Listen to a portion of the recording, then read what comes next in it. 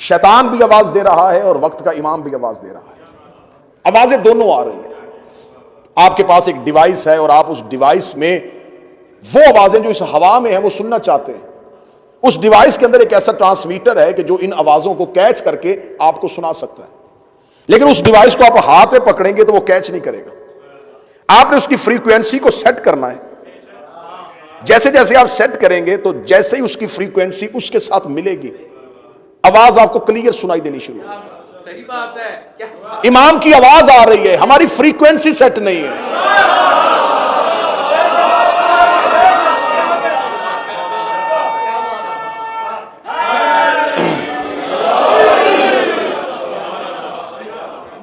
वो आवाज आ रही है। सदा इमाम तो मौजूद है। इमाम की आवाज तो कायनात में मौजूद है, हुज्जत है जमीन की। इस जमीन में एक पत्ता भी हुक्म इमाम के बगैर खिल नहीं सकता। क्यों? जमीन पर इलाही नुमाइंदा मौजूद है। खुदा अला कुल्ले शाइन कदीर है,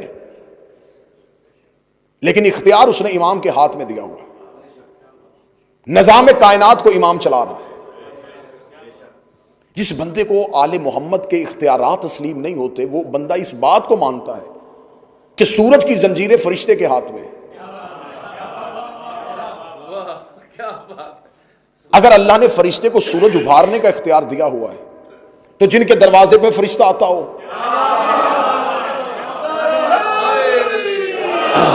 इख्तियार वक्त के इमाम के पास मौजूद है।